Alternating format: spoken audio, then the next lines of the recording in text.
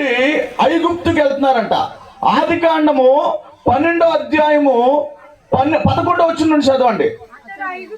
10వ వచనం నుండి. అప్పుడు ఆ దేశంలో కరువు వచ్చును, ఆ దేశంలో కరువు భారముగా నున్నందున అబ్రహాము ఐగుప్తు దేశములో నివసించుటకు అక్కడికి వెళ్ళాను. అతడు ప్రవేశించుటకు సమీపించినప్పుడు అతడు తన భార్య అయిన సారాయితో, నీవు చక్కని దానివని ఎరుగుదును, ఐగుప్తీయులు నిన్ను చూచి ఈమె అతని భార్య అని చెప్పి నన్ను చంపి నిన్ను బ్రతకనిచ్చెదరు. దేవునికి స్తోత్ర, హల్లెలూయా. చాలా చక్కగా ఆలకించండి. మీకు ఒక సినిమా చెప్తా. అబ్రహాము సారాయి అనే ఒక భార్య భర్తలు ఉన్నారు. అప్పుడే వాళ్ళు దేవుడిని ఎరిగారు, దేవుడితో సంబంధం కలిగి ఉన్నారు. వాళ్ళు కానాను దేశంలో నివసించారు. వాళ్ళంట కానాను దేశంలో కరువు వచ్చిందని కానాను నుండి ఐగుప్తులో ప్రవేశిస్తున్నారంట. ప్రవేశించడానికి ముందు వాళ్ళ భర్త అంటే అబ్రాము తన భార్య అయిన సారాయిని చూసి అన్నాడంట, అమ్మాయి నువ్వు చాలా అందంగా ఉన్నావు. ఎలా ఉందంట? అయితే మనం వెళ్ళే ఊరు గురించి నీకు చెప్తా, చాలా జాగ్రత్తగా ఆలకించు. ఐగుప్తు దేశం అనేది వాళ్ళు భయంకరమైన విగ్రహారాధనలో ఉన్నారు. రెండు, ఐగుప్తీయులకున్న లక్షణం ఏంటంటే వాళ్ళు అందమైన అమ్మాయిని కనబడితే చాలు వాళ్ళు నచ్చినట్టు చేస్తారు. అది ఐగుప్తు దేశం యొక్క బ్యాక్గ్రౌండ్. ఈరోజు ఉప్పాడు బ్యాక్గ్రౌండ్ చెప్తా. ఉప్పాడులో చిన్న పిల్లల నుండి డ్రగ్స్ అలవాటు అయిపోయారు. చిన్న పిల్లల ఆడపిల్లల నుండి వాళ్ళు చాటింగ్లు డేటింగ్లు భయంకరమైన పరిస్థితుల్లోనికి వెళ్ళిపోయారు.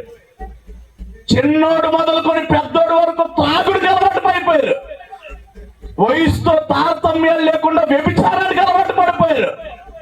అంతెందుకండి, పని చేసుకోవడానికి పక్క రాష్ట్రం నుండి ఒరిస్సా వాళ్ళు వస్తే చిన్న పిల్లోడు మొదలుకొని పెద్దోడు వరకు వాళ్ళని ర్యాగింగ్ చేసి గడిపిస్తున్నారు. ఇది ఉప్పాడు పొజిషన్.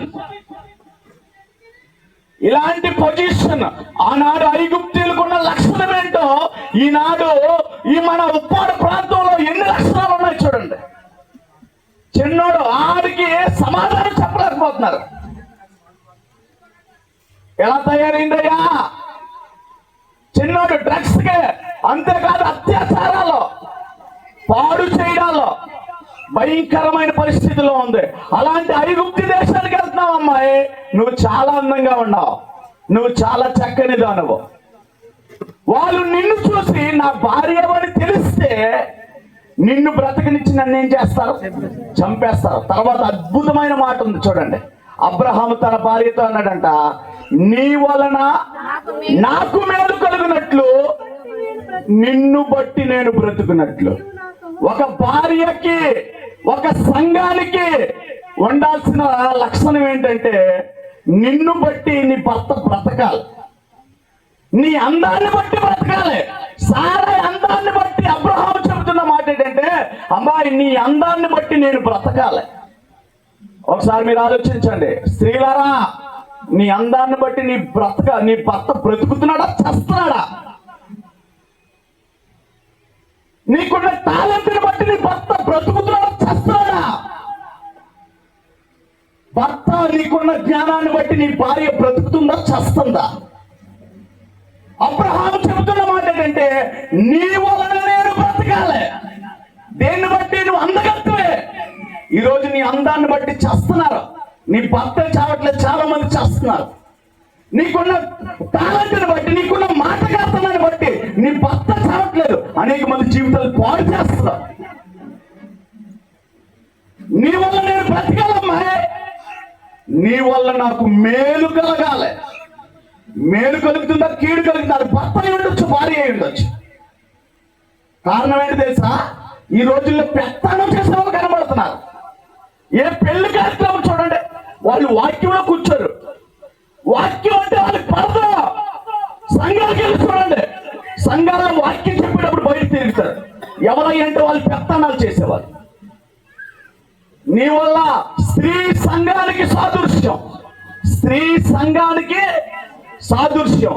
సంఘము వల్ల దేవుడి నామానికి మహిమ కలగాలి, సంఘము వల్ల దేవుడి నామానికి మేలు కలగాలి.